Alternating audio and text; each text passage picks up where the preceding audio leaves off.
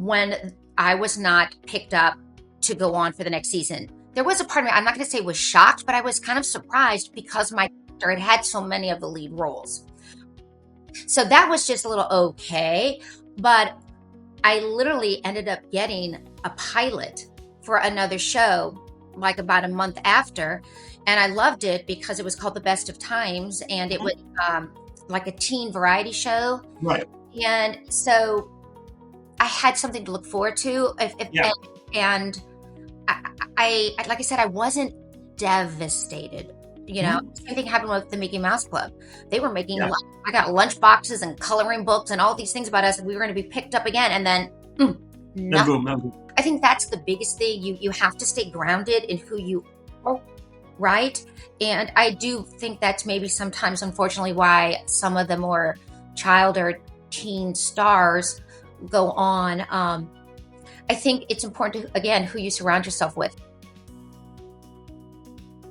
Hello. Welcome to another episode of Adeptus On-Air. I am again your host, Mike Hoffman, and today I am joined by actress Julie Piekarski. Julie, good morning, and how are you? I'm doing great. Good morning. At least it's not too early in the morning. It is not too early. I appreciate you coming on. For context for our listeners, I was just going through social media, saw you, totally remembered you, and so forth. Grew up watching you, so I'm like, I'm going to reach out. And you responded to me so quickly, said you'd love to come on, and I really do appreciate that. The power of social media and connecting with people. You know, it's so crazy because, like we said, we're kind of dating ourselves way back when. And the social media, this is one of the good things from social media, right? That you can connect out there. For most of you listening, you will best know Julie from her role as Sue Ann Weaver on The Fact of Life. And that is obviously when I saw, as I was scrolling and I saw that picture, that is immediately what came to my mind. Yes, very much so. It's interesting, Mike, because sometimes if I'm out and about and people hear my voice, that's like, I know you from somewhere. And I don't play the game, but I don't want to just assume that's where they go. So I let them ask questions. But a lot of times, too, just from hearing my voice, they go all the way back to the Mickey Mouse Club days. Wow. Well, unfortunately, since I knew you were coming on, that damn theme song's been stuck in my head for about we're going to have to do something to get rid of that. So, yeah. Well, if that's better than when we were like with Mouseketeers and we were at Disneyland, we heard It's a Small World. So I don't know which good, worse, better. I don't know. That was the worst part of that ride, is that stuck with you. And then you finally got out of your head. Then you go on Pirates of the Caribbean. Then Yo Ho is stuck in your head. Very true. Yeah. So it just goes from one addicting song to the next. Very true. But listen, Facts of Life, for people, my age, huge part of our childhood. I mean, that, and then obviously Different Strokes, which I know you made an appearance on as well. These are shows that to this day, if I'm flipping through channels and I see an episode, I'm stopping and watching it because it's one of those things that's really resonated, for so many years. And you were on obviously all of season 1, a significant part of season 2 and 3. And then I think you came back once or twice, I think, after that. So you were a big part of that, the fabric of that show. Oh, most definitely. And what is interesting is being on that show in those first couple of seasons. I mean, I was very lucky, very blessed that my character, Sue Ann, had a lot of the main themes. I was kind of the role in a lot of those themes, and I cherish that. And I love the thematics that they chose. The one was the marijuana scene, which I have to tell you is funny. That's what my kids still tease me about. Long story short. But the other one is also like the dieting episode, which was, a big deal. And it still is a big deal for young ladies and girls today. And sadly, I think it's actually gotten like the age has even dropped. Yeah. That's one of the bad things because of social media, right? Yeah. But no, I loved being on the show and literally felt very lucky. Yeah. I mean, besides some of the people you dealt with, I mean, you were dealing with a legend in Charlotte Rae. I mean, obviously, when you look back at like the history of TV, I mean, she's one of those people. I mean, that experience alone. I mean, and we'll discuss it. You've met and worked with some amazing people over your career, not just in Facts of Life, but Charlotte Rae, right off the bat, amazing. Well, and it's so true. And I think what's interesting is as we mature, we look back and I think at the time, I mean, I was young. I was 16, 17, 18. And I mean, oh, she's a star and going to be the lead on the show, but I don't think you really grasp. And in the sense of going back and doing the research on who she was and what she had done, it really didn't come till I got a little bit older. And I didn't really realize her incredible theater background, Yes. Broadway background, the little Abner, I mean, and her voice, whoo, when she would do her voice, I mean, where that all kind of came from. So Yeah. yes, very, very lucky at my age to be exposed to one of the greats.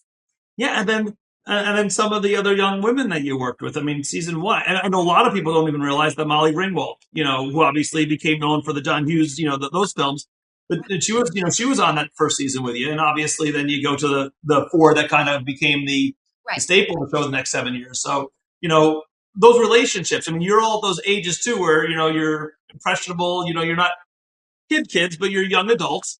What was the dynamic having so many young women working together? Well, I mean, I know a lot of times the medium and they love to try to, why Yeah, for whatever reason dig up stuff. But at least from my memory, yeah, it was wonderful. I mean, yes, there was a lot of girls and a little bit, I don't want to say drama in a bad way, but just a lot of there was a lot of talking going on in the sense of the family to try to keep us quiet and we'd have fun. I mean, having 7 girls on the show, let's face it, at that age. yeah, But Lisa and I were a little bit of the older ones, and then Felice Schachter and Julianne were kind of the next in age, and then there was Mindy, and then Molly, and then obviously Kim.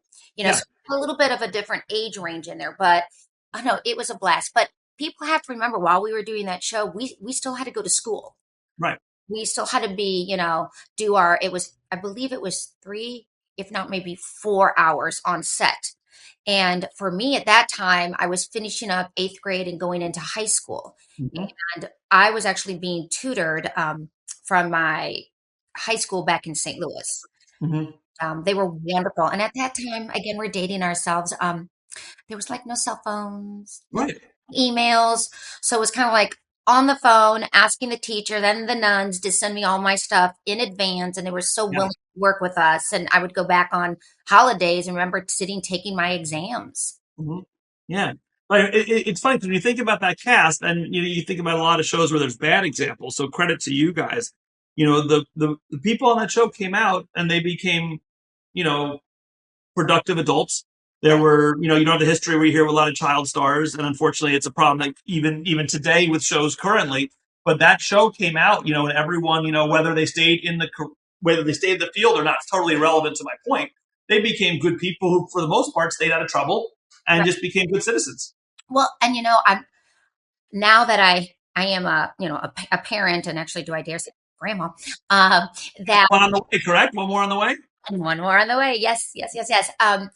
I think a lot of that I look back thinking it's your upbringing. It's for anyone that's listening. As parents, yeah, you do form your child's kind of Mhm.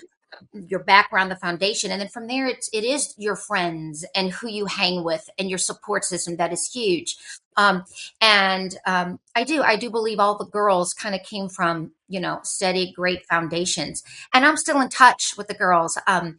Lisa and I get together once a month and we'll play, believe it or not, mahjong. We've been playing Oh, mahjong. there you go. Serious we are about it, but we do that, or we have a game night with a couple other friends. Um, Kim Fields and I have always been out. She calls me her big sister and I'm her little sister. In fact, we just kind of did an exchange a couple of days ago because she was in New York and I said, "Oh Mhm. my gosh, my son's going on as the lead on Broadway. Go see him." She's like, "I'm not there anymore." But and Mindy and I stay in touch for sure. Nancy and I have it's not that we've, quote, fallen out in a bad way. It's just our paths haven't crossed yet. And, Sure, sure. as you have kids and life happens, it makes it a little difficult and stuff. But no, Time happens. We're talking a long time ago. Sometimes time just happens. right, right. So, That's great. yeah, I'm going off topic a second for something you just mentioned. Your son is going to be starring on Broadway, so mention that to me.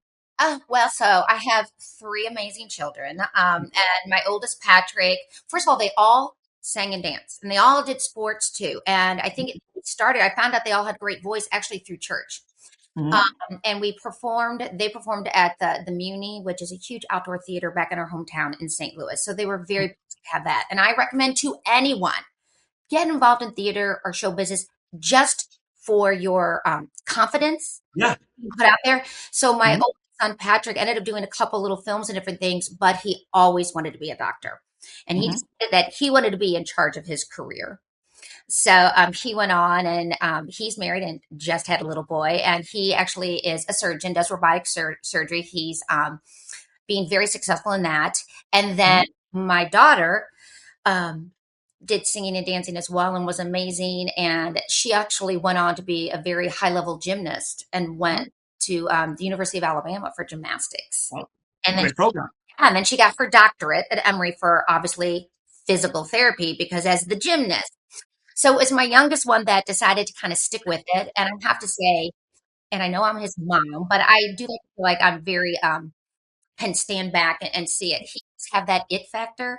Hmm. So he went on. I'm kind of boasting here, but went on to Yale, got a wonderful education there and a scholarship, and he came out of there doing Book of Mormon, and then he went on to do Andrew Lloyd Webber's show, Broadway show, Bad Cinderella.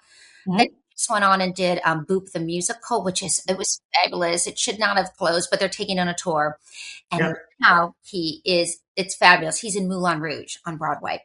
Wow. And he went on as he's in the ensemble and is the understudy for both leads. And it's funny because the lead's name is Christian. So, so he went on a couple months ago, and we all flew up to see it. And he's going to be again. And it's wonderful to see your Yeah. children's success. And there's Hmm. a special connection when you see them do something that you've done and you Of love. course. You know, Yes. That's fantastic. Yeah, we catch about 3 or 4 shows. I'm in Jersey, so we catch about 3 or 4 shows a year. Love Broadway. he's going on the weekend of February 6th, 7th, and 8th, and I'm going up there, so come see him. I'm going to be there, so All right, we'll have to connect. Maybe I'll meet you there. We'll go see the show. sounds great. That'd be wonderful. So, question for you. So now you're in your late teens. You're in seasons 1, 2, and 3, and obviously the show is starting to shift in a different direction. Obviously, what is that like for you, someone in the industry? Are you just used to those kind of things happening, or is that a difficult pill to swallow? That the showrunners, whatever it is, have kind of decided to shift the show a little bit. It's a question I get a lot, and I have to be honest up front first. A lot of times they're like, "What did you think back then?" And I'm going to be honest. Your memory and how you view things, and you think you can't remember exactly. But I will say this. Um, Again, I don't want to keep harping on this, but I was raised that I didn't have, quote, all my eggs in one basket. Yeah. My education was important to me. So I was a very studious person. So while I was filming the show, I was starting as a freshman at UCLA and I was going to major in biochemistry. Sure. You know, Yeah. and so yes, when I was not picked up to go on for the next season, there was a part of me, I'm not going to say was shocked, but I was kind of surprised because Right. my character had so many of the lead roles. Yeah. Yeah. So that was just a little okay. But I literally ended up getting a pilot for another show like about a month after. And I loved it because it was called The Best of Times and it Mhm. was like a teen variety show. Right. And so I had something to look forward to. Yeah. And I, like I said, I wasn't devastated. Mhm. Same thing happened with the Mickey Mouse Club. They were making, Yeah. I got lunch boxes and coloring books and all these things about us. And we were going to be picked up again. And then Then nothing. boom. Yeah. But then I would also do live theater. I would go back to my hometown in St. Louis and do the huge Muni Opera, and do Mhm. different. So I think that's the biggest thing. You have to stay grounded in who you Yes. are, right? And I do think that's maybe sometimes, unfortunately, why some of the more child or teen stars go on.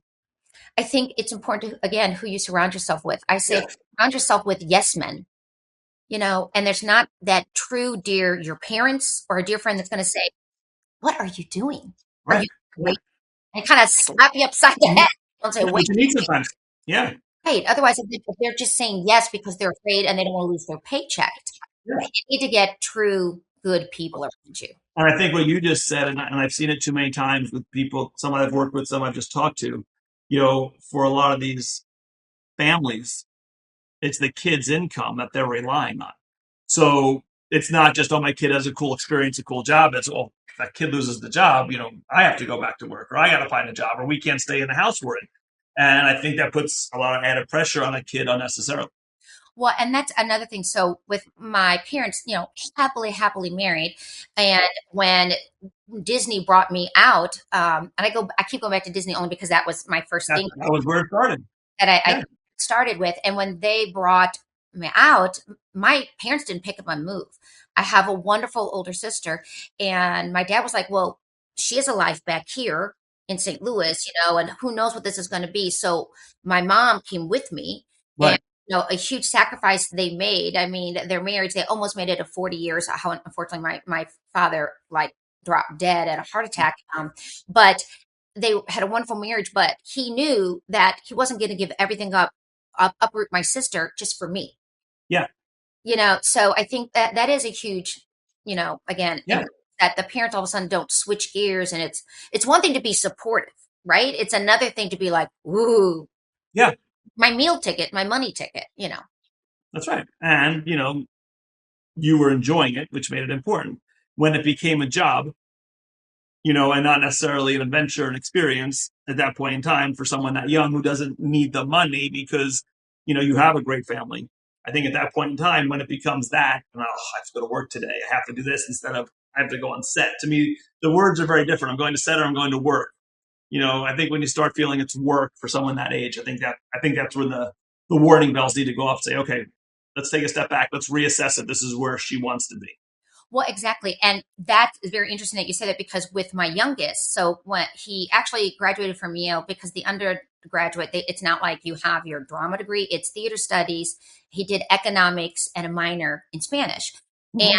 as I said, you have to use both sides of your brains. God's given you a great gift, use Yeah. both. And I think it makes you a better, well rounded person to draw from your experiences in life. But he had, done work in theater his whole life. Mm-hmm. But this is going to be interesting. I mean, I sat down and we had a talk. I said, now you need to work because you need to work. You're Yeah. paying your bills. You're going to be doing stuff. And I've thought you have to really be aware when this stops being fun, or you need to try to keep it fun while you're doing it. But that's like anybody in whatever job they have. I've Of told course. children, I said, it's not about the money. It's about being happy and Mm-hmm. fulfilled. Otherwise, no money's gonna. Right. No money's going to make you happy if you're miserable. Exactly. Yeah, yeah. Okay, so we have to move on because there's so much I want to cover. But we talked about Charlotte Rae, and then you had another experience with probably my favorite entertainer of all time, and that was John Ritter. And when there's my growing up, my two favorite actors. It's a shame what's happened. Obviously, what happened to him was devastating. And my other was Michael J. Fox, and obviously what he's going through. Just to me, that probably in my generation, the two best comedic geniuses, at least from a TV perspective. So I went back, I watched the clip. Obviously, it's not a huge clip, but just you got to talk to me about Three's Company, which by the way is just a brilliant show and just great in so many ways. But what was it like working with him? That I'm not going to say, because I will use the word, I get excited when you're doing work. That might have been the closest I might have ever been to a little bit of being nervous, Yeah. just more because of who he was. And Mm-hmm. so I loved him, and I grew up actually also watching Carol Burnett, right? Sure. Uh, Mm-hmm. so to me, he's like almost the male version of, right, the whole Carol Burnett thing, everything. And then you have also, hello, Barney Fife. You have Don Knotts on the show. So, hey, Yes. Yes. dating myself. Okay. So it was incredible. Talk about the most down to earth, Mm-hmm. helpful, kind, willing like to teach. And so, the one scene where I come in and then I end up like sitting on his lap and doing some fun stuff. We were talking and I had an idea. And I'm trying to remember exactly what the idea was. I'm not sure if it was me trying to sit on his lap or Yeah. what it was. And he listened to me. I Mm-hmm. mean, John Ritter listened to me. Mm-hmm. Well, let's go for it. Let's try to work it out. And what I loved is the more he gave me, the more I gave him. And then you Yeah. just keep building on it. And that's what I truly love. Yeah. He's amazing. And you talk about Carol Burnett. They're both, to me, it's one thing to be a comedic genius, but it's the physical comedy. Mm, yes. And it's just a falling over, but making it look real and making it look genuine and to concoct your body in positions that I couldn't do in a million years, but like just to go limp, and that kind of thing. And, but to make it funny, but make it real and make it seem like it was genuine, you know, just few people have that skill. And to me, he just possessed it. Oh, He did, and there was one other wonderful experience I got to have on a different realm of my life when I went, which you might not even know. I went back to St. Louis. I actually worked as an entertainment reporter Yeah, for part of the time, and I got to interview so many people. So because they sent me back out to California on move what they call movie junkets to interview them. sure. I mean, Steven Spielberg, Martin Scorsese, Oprah Winfrey, all whenever those movies were coming out. But I got to interview Robin Williams. So let me tell you though, it was a very interesting interview because we were talking and he was being serious, but I knew, I think because it was a blessing that I was an actor as well. Mhm. This is, he's like, he wanted something. He wanted me to give him something to go with. And I don't Yeah, remember what it was, but I thought about he needs it. And I gave him whatever it was as a bait and he took it. And then it was the Robin Williams we all knew. yeah, yeah. It's amazing. And then I saw you were in theater with his Mork and Mindy co-star. Yes, Pam. So see, Oh, I've done my research here. I don't come in unprepared. I know what's going on with you. right. I'm so sorry. I'll take that all back. But yes, it was. Well, it's interesting too because a lot of people. But I think that is also changing. Back in my day, if you were theater, you were theater. If you were soap opera, film, Yeah. TV, oh, you never crossed over the different mediums. And now, Mhm. like people go back and forth and from actor to director, producer, and come back. It's crazy. It's wonderful, Yeah. but it is kind of crazy. But yes, I was with Pam Dauber. We did Music Man. And Mhm. if anybody Classic. knows the Broadway people, Jim Dale as well, he was played the Adrian part. And Pam, oh my gosh, which people might not know, had a beautiful, beautiful singing voice. Yeah. And that's what happens. It's amazing how many people do they get quote unquote known nationwide or worldwide for a TV role and not knowing, okay, they have a theatrical background. And, like I said, we go to Broadway a lot and we see someone right now like Sarah Hyland as an example. She's Right. on Broadway. She's like on her third show in the past year, and everyone knows her as the kid from Modern Family. No one knows what a wonderful voice she has or she has a theatrical background. That's when she became a name. Exactly. Yeah. Exactly. And yet, and some people in the industry may kill me for this, but because I've done both stage work and Hmm. also TV and film, Yeah. um, now I have to say when I did TV and film, right, the boundaries, the rules were a little bit tighter and in a better way for the actors. Then now it's a little bit, loosey goosey, and I know everything. They're always still fighting over different things, and we won't even go into AI. But Yeah. and just watching my younger son with all of this. I mean, theater is so strenuous and Yes. so hard. And in the sense of the recognition, I do believe now they're finally getting recognized. And it's almost like now the TV people want to try to go to Broadway to show, you know what I'm saying, their skills. But for instance, my son, he's in the show. He's also the understudy. And at one point, he wanted a day job. So he was Hmm. doing a day job. He goes in, if he's the understudy, he has to go in and rehearse with Hmm. anybody new coming into the show, as well as Yeah. ready to go on. And over the weekend, 15 minutes before the show, he was told he had to go on as the lead. He was given Right. 15 minutes to literally change gears and go, oh, this is what I'm doing, and remember Yeah. and go. So that's another thing that I feel like sometimes the stage and the theater people, again, whether it's monetarily, credentials, Yeah. credits, billing, it's definitely harder, I feel. I, I've thought about this with understudies, and it's just amazing. I know they do rehearsals and things like that, but in your son's example, you have your main leads who usually will come in an hour and a half before a show, prepare, do their voice exercises, do their meditation, whatever they do, and they have a routine. Now you have your son who doesn't even have the 2 hours to do whatever he wants to do. It's 15 minutes. He's quickly got to change makeup, and oh yeah, by the way, I got to run this. And it's amazing to me when you read like in the playbill how someone's an understudy for three different roles. So think about that. The lead in the show has to know his role. Right. The leads they're not understudies for someone else. But these understudies to me are so amazing. And the funny part is, if you're going to see a show and you're seeing the understudy, when you find that out, you're genuinely disappointed. Exactly.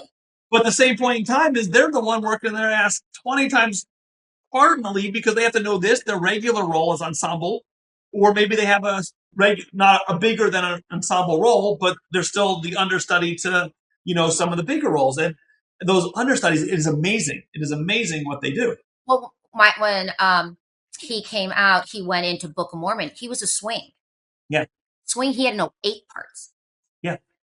So, I mean, and literally one time he said he was one person in the first act and had to switch and become something in the second act. I'm like, and I know I'm older. I think, could I do this? I was go, could I do this? I don't know. Could I have done this or not? It's crazy. But anyway, No, but it's fascinating though, that kind of thing. So, but to your point before, you're seeing now so much more crossover than you saw 20 years ago. I mean, definitely. the stigma 15, 20 years ago, if you were in movies and then you were in a TV show, what happened to your career? Exactly. Nowadays, I forget who it was. It was one of the award shows the past year, and I forget who the host was. I don't think it was Nikki Glazer. I think it was someone else. It was this year, we have a lot of nominations, and it was 3 stars nominated in the movies. But on TV, it was the exact same 3 people nominated on TV, and they were big stars. It was like Colin Farrell. I think it was Kate Winslet. And, 15 years ago, you wouldn't see that. But now you have Jennifer Aniston, who's on a 5th season of a show. Reese Witherspoon. These are people that are big-time A-listers. Jim Carrey. And now, they do TV. And I think it's amazing. Meryl Streep. Yeah, exactly. Meryl Streep. Nicole Kidman, and more power to them. But in the sense of, I can speak as a person that's not quite the big star. That what that does is when they come over and kind of start in that venue, it does, how do I word it? I don't want to say push you down, but it drops whoever was here, it drops down because this, and I think that a lot had to do with that, Mike. I think because of COVID. And maybe. And in a way, I think and it's not to look frown upon those stars. It maybe is saying they just love what they do and they missed it so much. They wanted to act somehow, somewhere, right? Well, you think about it. You have guys like Jim Parsons, who doesn't need to ever work again. He's making more money in a year just on residuals than, and so forth. And he's on his, I think, 2nd or 3rd Broadway show in the past 2 years. Right. Other people from Modern Family, Jesse Ferguson, he's been on. Back to my John Ritter. I remember going back, and I forget the show. I was thinking about it this weekend before I talked to you. I couldn't remember the name of the show. I saw him on Broadway with Henry Winkler in a play. And this was years after Happy Days and years after Three's Company, and they wanted to act together. Sarah Jessica, every once in a while. So I think these people, to your point, generally love the art of acting, and never been my thing. Don't have that creative side. Don't really have the talent to sing anything, and I'll spare you.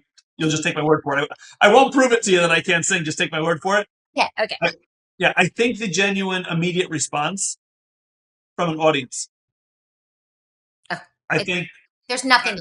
There's absolutely nothing like that. Right. And so, like when we did Facts of Life, so we would rehearse 4 days. And then on the 5th day, we would do the 2 shows, record them. Yeah. Right. So I am coming off of doing theater in St. Louis. It's kind of it's a big, huge regional theater that from there they go to Broadway. I mean, it's kind of that. Well, we would put a show up in 10 days, a huge show in 10 days. Mm-hmm.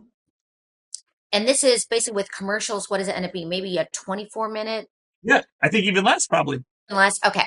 So you walk in, you do your read through, see if it feels good, if the lines, the deliveries, it's my character. I don't know. Can we change that? I get it. Then go back and do rewrites. But I'm thinking by Wednesday, we should go. We're ready to go. No, we rehearsed. But so it was just very interesting. So what I loved was that Friday when we did the show in front of the live audience. And it was, I believe we actually had 3, 4, I thought we had 4 cameras. So the first show we did, it was always, no stops.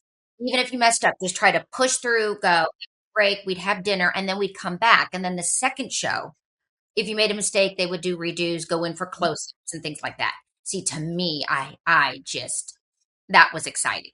Yeah. Well, that was your moment. There was that immediate response, the laugh instead of the soundtrack. And right, the soundtrack, the canned laughter and everything. Yeah. Mm-hmm.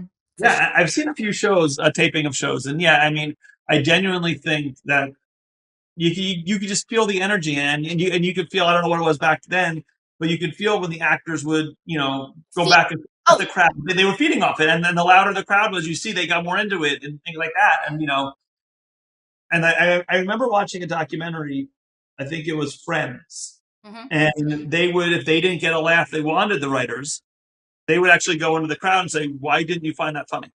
Like, why didn't you laugh like we wanted you to laugh? And they would actually rewrite things because it didn't get a response Oh, that they wanted. So like that's they awesome. actually use that as like a measuring stick. Yeah. Oh, that is great. Well, when Yeah. you speak about that feeding off the audience, and kind of reminds me a little bit of a John Ritter type of was John Lawler on our show. Mhm. He was Yeah. he would play the nervous principal kind of guy, the way he did things. And he was a wonderful teacher as well, because he would sometimes give us, in such the sweetest, gentlest way, Yeah. a notice or an idea. Um, and again, the audience, I thought, fed off of him and his deliveries for sure. Well, there's certain people that just have that charisma to them, and so forth. Well, and yet, because with comedic timing, um, Mhm. I find it very easy, very natural. It has never scared me in any way. And Right. even back in the Mickey Mouse Club, when we started doing skits and stuff, they'd always give me the funny character part. And I loved it, because the reason why I think you have to commit, you just have to go for it. You can't be afraid of looking stupid or being afraid of Right. yourself. Because if you only Right. go halfway, that's when you do look kind of I stupid. agree. That's when you look stupid. If you're in, you got to be all in. Being halfway in, of course. Yeah. But I didn't realize that that was like a huge deal, like harder to do. I always thought the Mhm. drama would be harder. And it's interesting, as I've come across different projects and things I've done, or friends in the industry, and we talk about things, there are so many people say, oh yeah, I can't do comedy. I just know I can't do it. Yeah. Don't hear the beat. When they talk about the beat, when you have to Mhm. jump the line to get it, or when you need to wait for it and then Yeah. the And delivery. then pause when there's laughter, so your line can be heard, but making it look natural that you're not talking. Right. You know, and that's what when I watch things like that, I always kind of see, like, if the crowd's laughing and you're pausing on stage. Well, how do you make that look genuine? Like, that's normal. That you're in the middle of a conversation, now you just stop for 10 seconds because you can't keep your line because no one will hear what you're saying because the crowd's going crazy at the last thing someone said. Right. And it And could look really stupid. Two people just standing there waiting for the laughter to start, but that's what makes an actor so good, that they make it look like that's normal. right. Exactly. And that's, again, going back to the live theater part, which is kind of Yeah. interesting. Yeah, yeah. So now, more recently, I know you've been doing some other movies, but talking to about as a husband to a wife who binge watches the show, and Uh, I'm sure you know what show I'm talking about. Literally, before I knew you were coming on, the week before, my wife sat in one night and watched season 5 of Emily in Paris, right. and you were in episode 3, I believe. Yes, so kind of talk about that experience because you had to travel to Rome, correct? Yes. Gosh darn. I had to travel. That's awful. They made you do that. Are Uh, you okay? I'm okay. I'm okay. Good, And good, good. okay, so I'm posting about things now. I just want to be really careful because we have to sign an ND, a non-disclosure. So when Yeah, I posted things, my friends are like, "Oh, be safe in Rome." I'm like, "No, no, no, no, no. I'm not in Rome." It's like yeah, it was back in May, yeah, yeah. and then anybody that knows Julie, I had to be quiet about it, so they all know that had to be hard for me. Sure, Um, sure. and stuff. And it was funny because at one point I think I saw like a month or two before, I think I saw Minnie Driver, who's also on the show. She posted a little something. I was like, to my agent, I'm like, looks like she's posting. I go, well, I know that's amazing and I know you're great, but you're not quite Minnie Driver. Right. Well, thanks for the confidence boost there. Okay, I'm gonna. It's cute. We have a great Yeah, rapport. yeah, yeah. Of course. But so okay, so to tell you how the industry has changed since when I did it, we had to go in the room. I feel like Hamilton, you had to be in the room. Um, and what was really hard is I would go back when it was hiatus time or different things back to St. Louis. I mean, I wanted to see my sister, my family, and do things. And my agent would just be like, "Oh my gosh, Julie, now you have to do a self tape." And I Yeah, think you take self tapes and just throw them away. And you see that I'm literally saying a physical self tape because yeah, that's what it was. It yeah, wasn't. yeah, yeah. You were mailing in a tape. Yeah. Right. But I loved being in the room because you would stand there and they would give you direction. You could commit to something. They'd say, no, change it up, do it this way. And then they could see you would take directions, you would work. Mhm. Self tapes, totally different now. You could be everywhere and anywhere. I don't like it because it'd be like I'm talking and doing my tape and I'm looking at a post-it note, trying to make Yeah, love to a post-it note, right? And yeah, yeah. I know a lot of more newer actors or actresses actually love self-tape because they said, well, we get to do it 100 times to get it right. And I'm like, but you don't have 100 takes. Right. Every Right. take, Right. take is money, right? In the industry. So that's a little bit of, maybe I'm just being a little old fashioned in that regard, but I don't care for it. But so when it came to this audition, I actually was visiting my daughter and my agent said, you need to film this. I didn't Yeah. need my equipment. I didn't have my clothes. So I'm going through my daughter's closet. What looks like a Midwestern tourist? Well, Yeah. say I'm from the Midwest, but what does that even mean? But we're going through things and I'm looking, and she has my grandchildren. I'm like, you need to keep them quiet. Yeah. What I'm trying to say is, and it's like, why am I even doing this? It's not going to happen. And it's Right. kind of things that you just go for it. I think because it was very casual, and not that I didn't care, it was like, oh, okay, like this is going to be Right. great. I did it. And again, I went all out. Hmm. The one, because it was comedic, the second part where it's about the whole hooker thing or whatever, I went all out on that. And I thought, I'm just going to do it. Yeah. And yeah, so I literally was in Alabama when I filmed that and sent it in, and then I got the part. And yes, then I found out I had to go to Rome. It's wrong that they make you do those things. I know. But But I have to tell you, it was the most amazing thing in the sense of the people on that set, that mhm. crew, Yeah. incredible. And the director, there's two different directors on the shows, and the director that I loved, it was a female director, Erin. She had said, just be prepared. There's three different languages on the set. There's English, Yeah.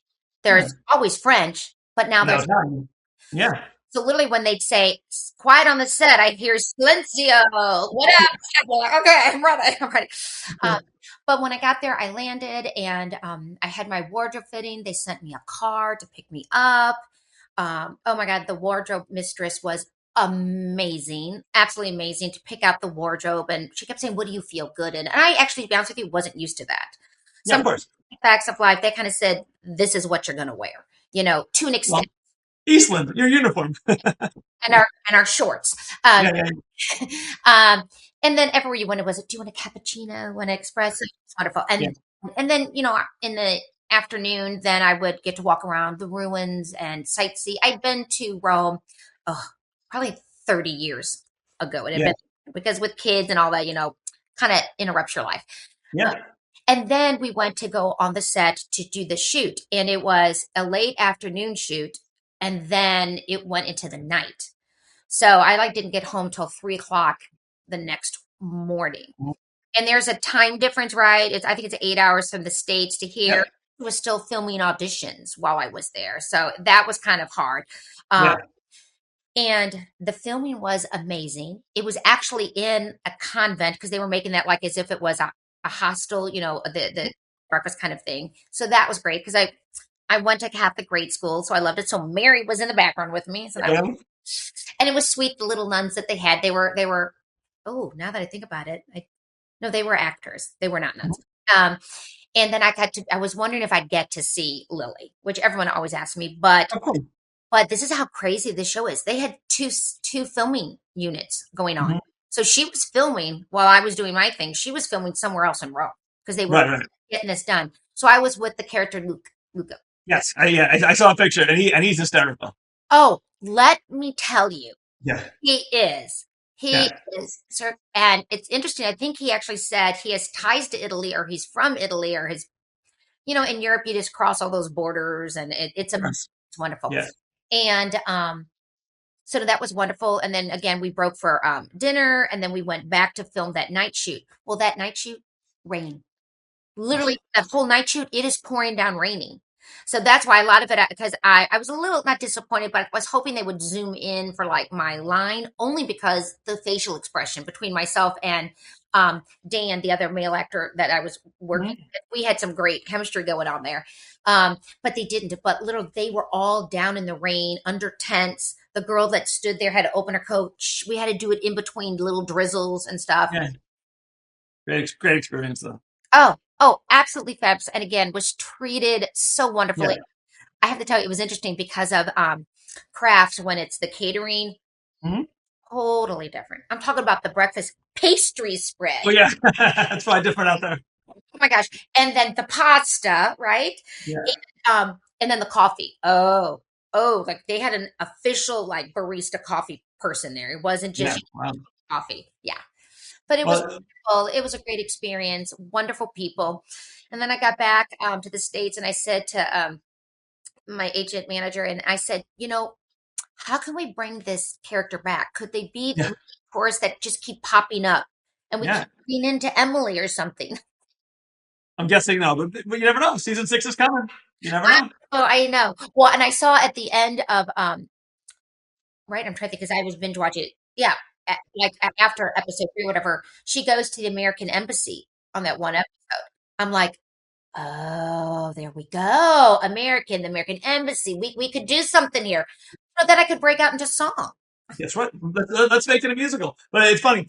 So I think you'll appreciate this. So I have a client who's a child actress on Nickelodeon, and she became friendly with my daughters, and we were in Disney World. So she came with me and my oldest daughter. We were on vacation in Disney, and she got a call. She had to send in a tape, a Right. video. So we had to go back to the hotel room, and she had a film, and we had our Apple phone. She had no wardrobe with her, and so forth. So my other daughter's going to film it with her. And my daughter falls asleep. It's like 9 o'clock, and she has to record. So I have to hold the phone because she's wants to act, and I have to now read the other part. So here I am. I'm holding the phone on her, trying not to shake it as I'm turning a script. Yes.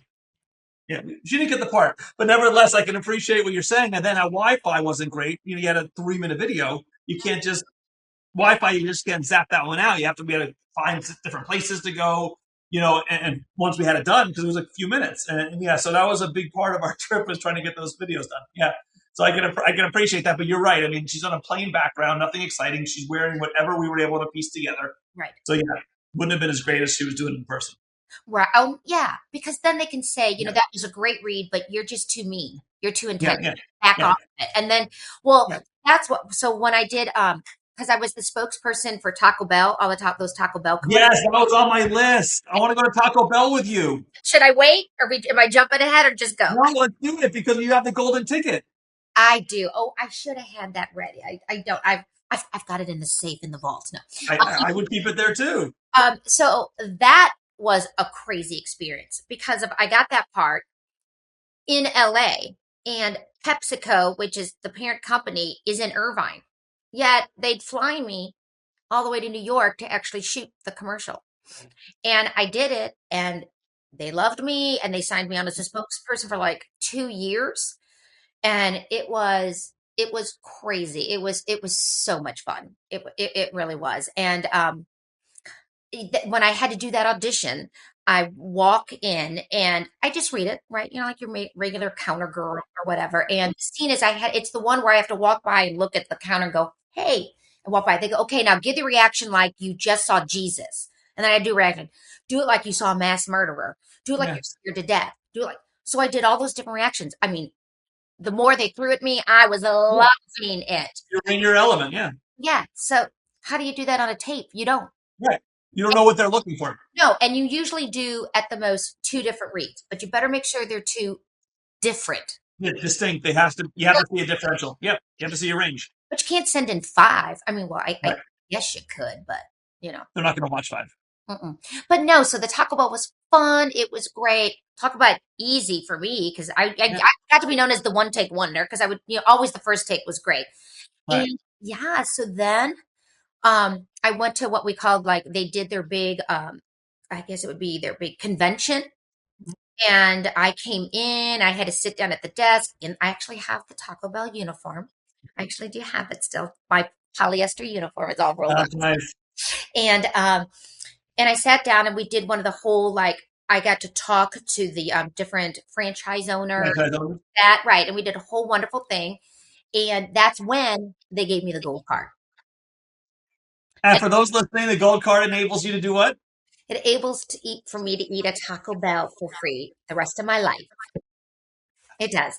It's beautiful. It's in a gold. I should have. I'm so sorry. That's a, It's like a card case. It's gold. You open it up, and the card is actually like metal, gold. And my headshot is actually engraved on it, and it says exactly what it is and my name, and it's my signature. And then you turn it over and it says what I'm allowed to have with it. it's amazing. Yeah. That's just funny. That's actually.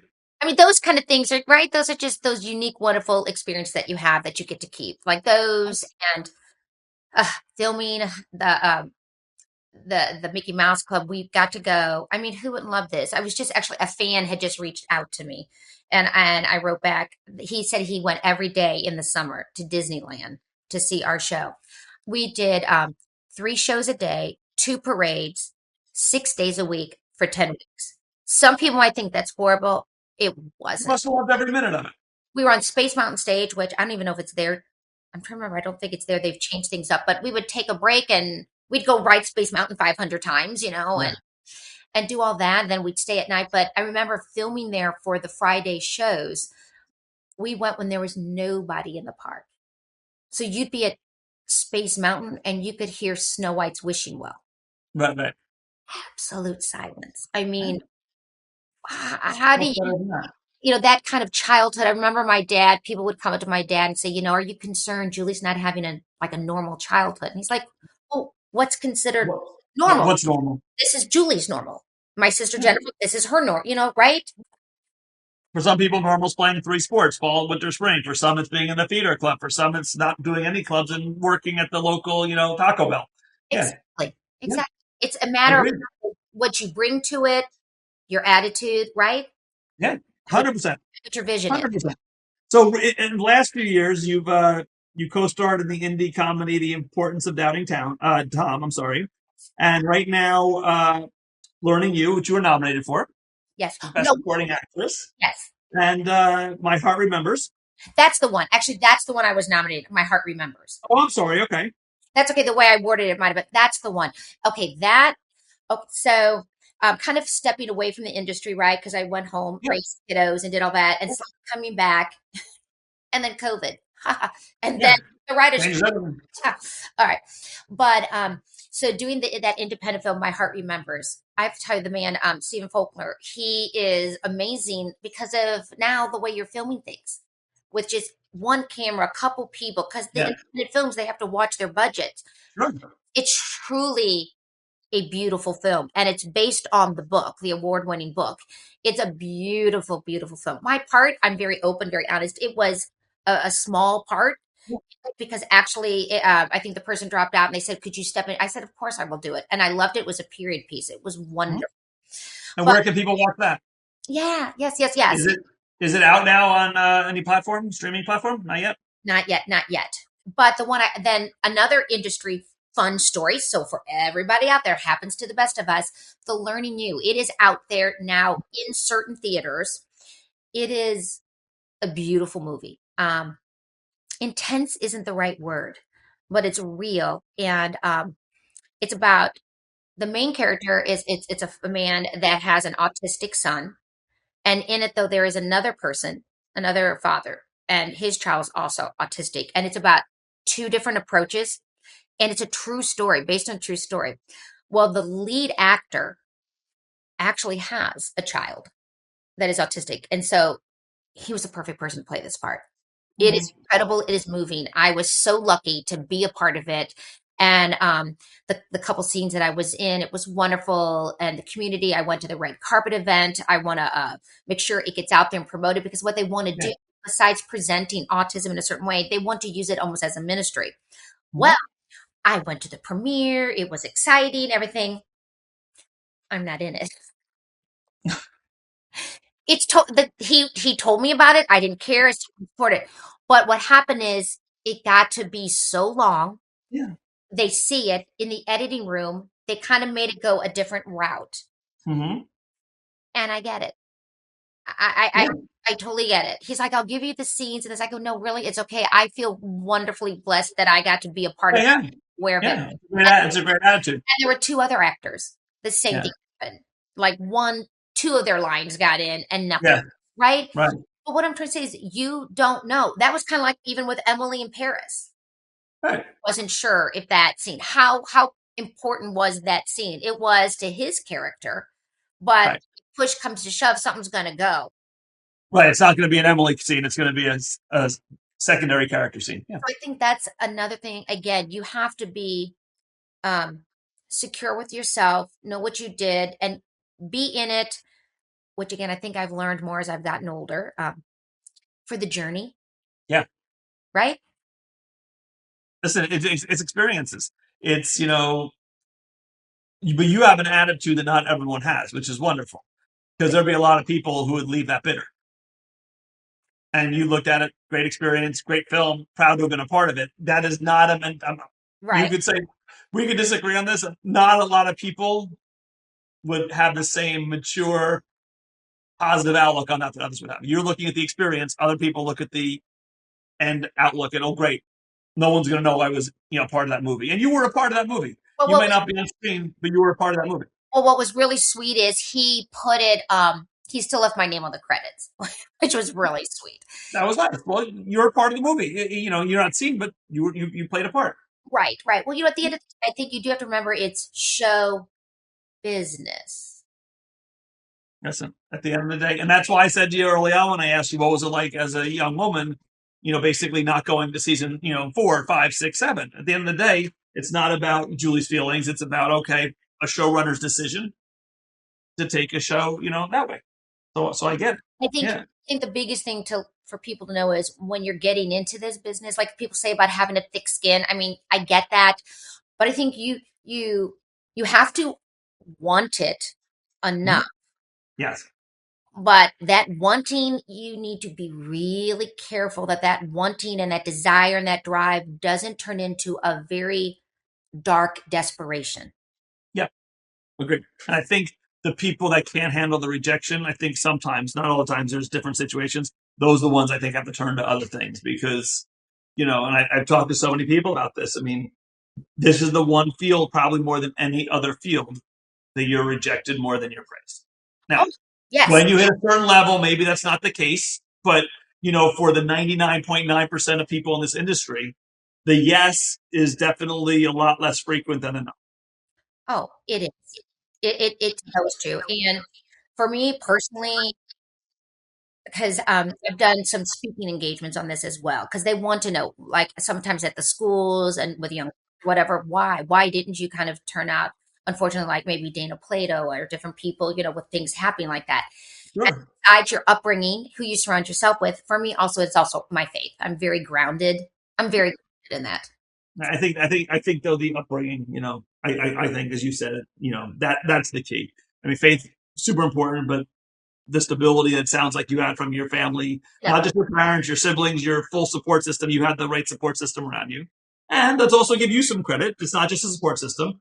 I'm sure you were given opportunities to go astray, go sneak out, do this and do that, and you had that. You already had that in your head that how the life you wanted to live, and I give you a lot of credit for it. Right. Uh, I got to leave it with this because you're Yes. going to make me a promise right now, and we're recorded right now. So this is a promise that if it's 2 years from now, 5 years from now, I'm going to send this video to you.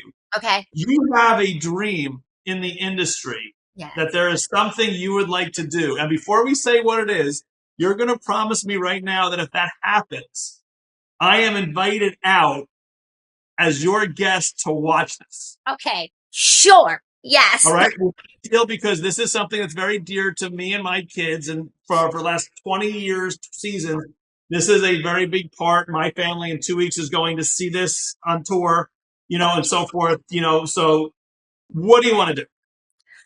I would absolutely love, dream to be on Dancing with the Stars. And my thing There is, you go. they've never had a Mouseketeer. I know. And it's I know. ABC and it's Disney and they do Disney Week. Oh my gosh, come on. It makes perfect sense. Trainer. And the age range, it's Yeah. I got out there for a taping about 13 years ago. I okay. knew someone who knew someone who knew someone who was in costume design. Some myself and my at that time my 9-year-old my oldest daughter who was 9 at the time. Aw. So different than it is now. I remember we had to check our phones at the door, and nowadays they want everyone filming, post at the door, and you had to be 10. So I remember when we got backstage, met some of the dancers, like, "How old are you?" And she'd be like, "I'm 9." No, no, no, I mean 10, because I told her if anyone asks you're 10, and they're laughing backstage. They'd already taped. It's the dancers like, "It's okay. How old?" But just such a great experience. But we're gonna come out and cheer you on. Uh, So yeah, no, that would, I got to go Kim when Kim was on. yeah, I went and supported, and it was great because I think it was one of the last times I actually got to see Charlotte. Okay. And I did see a picture of you checking out this weekend because I know Kim's partner. I saw a picture with you and Sasha. So are you a regular? You watch the show? You're a big fan like we are? All right. So who's your dream partner? Well, it would be Derek. Probably would be more my style.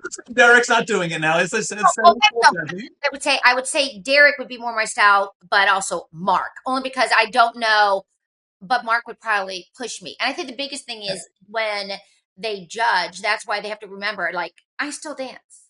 Right. This cookie can get the leg over the head. I still do my splits. I still stay all work, rare. Yeah. So I know Mark came back. So if Mark Mhm. comes back, maybe Mark. I think the biggest thing would be Val. Is the height difference with Val? Yeah. How tall are you? 5'3" on a good day. So you have a lot of flexibility who you could be with because that height. You could be, even the shorter partners you could be with. Yeah. And I think Anna proved this year that someone, a more, not a 30-year-old could be quite successful on the show. Oh, most definitely. She did an awesome job this year, making it really far. So And she even got like the injury too, and still pushed, which was huge for the yeah, audience to do that. So, yeah, I've kind of I'm not sure of the whole process. I did send in something, and it was the year when Disneyland was celebrating anniversary. I think it was kind of like to say that I really would love to uh yeah. be on it and do everything, and they seemed to be interested. But then again, they said maybe at a later time. So I'm not sure. Well, Alfonso, Mhm. 10 years he pitched himself. I know. And then And there's an example. He is now really one of the faces of the show. and he's fabulous though. I think And he's fabulous. he's legit because he was Yeah. on it, speak into it, Yeah. and yeah. So I don't know. There's a part though I don't want to wait too much longer. All right. We got to So, get going. I don't know. Got to figure. unfortunately for you, this is documented. This is recorded. And I believe we're going to lock this in as a binding contract between you and I. Love it. I'm Yeah. loving it. If it's I got to bring my kids, got to bring my wife, but we got to come out from. I won't make it the first show. We'll let your family hit show number 1. So you got to promise me you don't get cut off on week 1.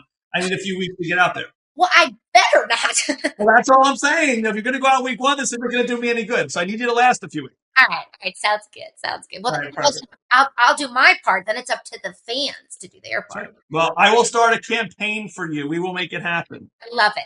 Definitely. Right. Well, listen, I so appreciate you coming on. Like I said, I love the social media, how you interact, and I really appreciate you getting back to me. And like I said, this was just, I wanted to hear about it because it really is a fascinating journey. I admire you for stopping to, be with your family, but then maintaining the passion and the love for it. Now that this time in your life is your time again, you kind of raised your kids and now it's your time to do what you love. And this is clearly what you love. And, I hope you get whatever you want to get out of this. And, I wish you nothing but continued success going forward. Thank you, Mike. And it has been an absolute pleasure meeting you, being on the show. Seriously, I'm so glad you reached out. See, you just never know, right? You never know. Thanks for listening, everybody. Take care. Thanks for listening to Adeptus On-Air. If you like this episode, please subscribe and leave a review. The views and opinions by the podcast speakers and guests are solely their own and do not reflect the opinions of Adeptus. This podcast provides general information only and is not intended to constitute advice.